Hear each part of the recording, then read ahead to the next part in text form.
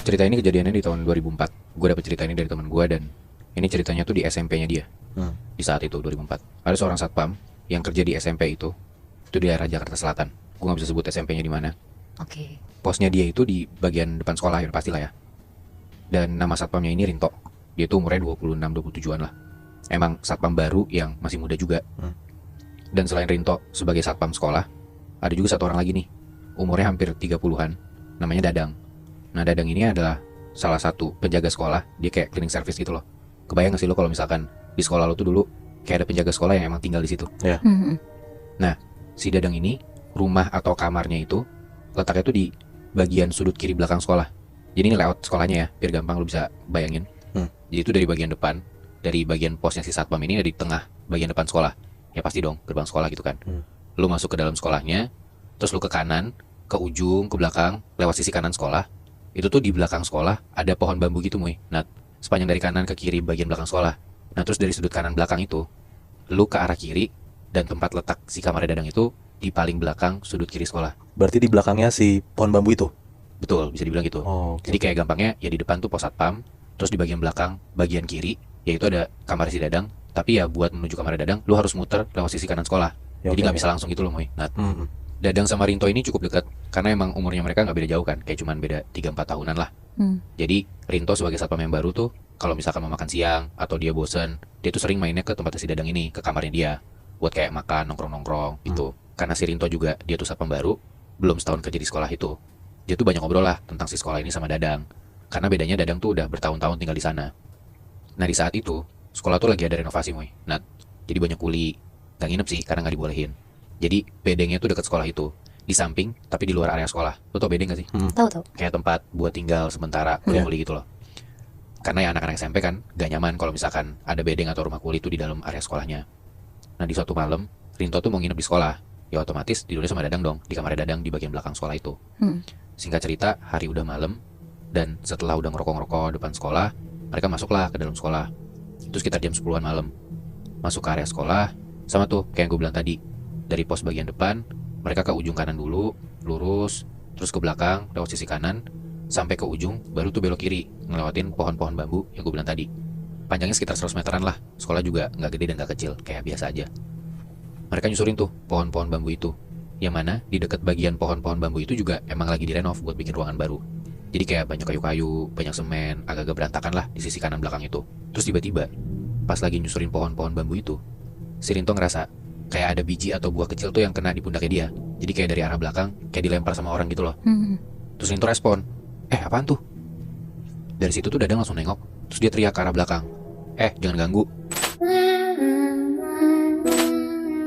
Ada satu komplek di daerah Jakarta Selatan. Rumah-rumah di dalam kompleknya tuh kayak gede-gede banget gitu lebih, Nat. Kayak di daerah Senopati gitu-gitu, bayangkan. Nah, tapi komplek ini bukan komplek buntu. Jadi kayak lo tuh bisa ngelewatin jalanan komplek ini buat motong. Jadi mobil motor pun juga bisa lewat lalu lalang gitu. Jalan pintas. Iya, bisa jalan pintas juga. Nah, di sana ada satu rumah tua yang udah lama banget kosong. Orang-orang yang emang udah lama tinggal di sana pun juga udah kebiasa lah lewatin rumah ini malam-malam. Dan mereka pun juga dalam tanda kutip ya, udah kenalan sama si penunggu rumah ini. Sesapam-sapamnya pun juga udah biasa banget kalau misalnya lagi ronda malam-malam ngelewatin rumah itu. Jadi kayak orang-orang lama yang tinggal di komplek itu udah biasa lah akan kehadiran si rumah tua yang udah lama kosong ini. Nah, di komplek itu ada 4 sapamnya. Biasanya 2 pagi dan 2 malam shiftnya. Nah, ada satu waktu di tahun 2014, gue diceritain sama teman gue yang tinggal di komplek itu. Ada satu sapam baru gitu, Nat. Sapam muda, umurnya 24 tahun, namanya Agus, kita sebut aja. Nah, si Agus ini baru kerja jadi sapam di komplek itu pas di momen itu ya yang teman gue cerita, tahun 2014 itu sekitar semingguan lah. 4 sapam lainnya ya senior-senior, bahkan ada 3 sapam yang emang udah jaga di sana sekitar 20 tahun. Karena si Agus ini masih baru, jadi selalu ditaruh di shift pagi sampai sore. Jadi jam 6 sore dia udah beres kerja.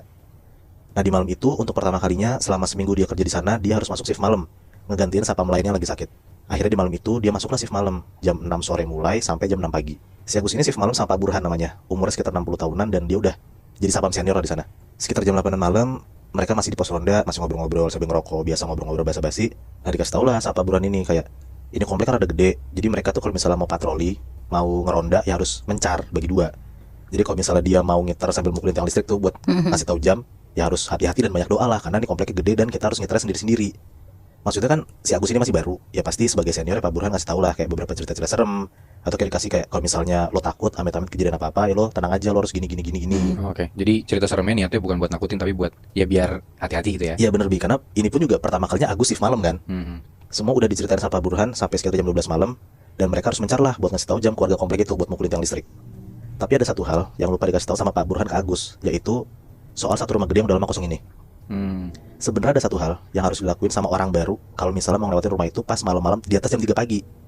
Kayak kalau misalnya nih ada orang cowok gitu ya, naik motor atau naik mobil pun kadang kalau misalnya ngelewatin rumah itu jam 3 pagi, kadang tuh kayak suka diganggu gitu loh sama si penunggu rumah itu. Apalagi si Agus yang harus ngiter itu naik sepeda sendirian pula kan. Udahlah jam 12 malam, mereka berdua sepedaan tuh mencar. Biasanya sekitar 10 menitan habis ngiterin komplek itu, sapam-sapam itu ketemuan lagi di pos ronda depan yang tempat mereka ngumpul pertama. Terus masuk jam berikutnya mereka ngiter lagi. Pokoknya gitu terus sampai jam 5 pagi lah. Nah pas di jam 12 malam mereka mencar, Agus tuh udah deg-degan sejujurnya, karena emang pada dasarnya dia penakut dan parnoan. Jadi cerita kali ini dari security sebuah rumah sakit di daerah Jakarta Selatan. Kejadian ini sekitar tahun 2014. Kita sebut aja security ini namanya Anto, umurnya sekitar 37 tahun. Anto itu hitungannya adalah security baru di rumah sakit ini. Ya kira-kira dia udah kerja di situ sekitar setahunan. Jadi sistem jaga di security rumah sakit ini tuh ada yang jaga di depan, jaga per lantai, sama tempat-tempat lainnya lah. Karena di rolling terus, kebetulan pada saat itu Anto tuh lagi kedapetan shift jaga malam. Seharusnya dia jaga bareng sama temennya namanya Arif. Mereka akan jaga 2 lantai tuh pada saat itu. Letaknya di lantai 4 sama 5. Tapi di malam itu tuh Arif izin, jadi gak bisa jaga. Dan akhirnya mengharuskan si Anto nih jaga sendirian di 2 lantai itu. Jadi paling si Anto bakal bolak-balik ke setiap lantai 4 sama 5. Nah sekitar jam 10 malam, Anto mulailah jaga. Dia mulai dari ngelihat data pasien malam itu. Pokoknya sesuai mekanisme dari rumah sakit itulah. Kayak di ruang ICU itu ada berapa orang, keluarga yang nunggu ada berapa, dan lain-lain. Setelah dapat semua datanya, dia langsung jaga ke lantai 4. Nah sekitar jam 11 malam, pas banget ada OB lewat di lantai 4 tempat dia jaga. Dan kebetulan si Anto ini tuh lagi ngantuk banget. Dia nitip lah kopi ke si OB ini. Minta tolong banget dibikinin kopi hitam panas. Terus gak kerasa nih, udah sejam nunggu, kopinya si Anto tuh gak datang-datang. Si Anto mulai gelisah lah karena ngantuk banget kan dia. Dan itu udah jam 12 malam posisinya. Dia mau turun ke bawah juga gak enak karena gak ada Arif yang bisa gantiin dia jaga sebentar kan. Akhirnya Anto jalan-jalan lah di lorong. Niatnya biar ngilangin ngantuk juga. Tapi pas dia lagi jalan di lorong, tiba-tiba dari ujung lorong tuh ada perempuan cantik banget pakai baju perawat. Lagi jalan ke arah Anto sambil bawa gelas kopi. Jadi kayak papasan itu ya? Iya benar Moy.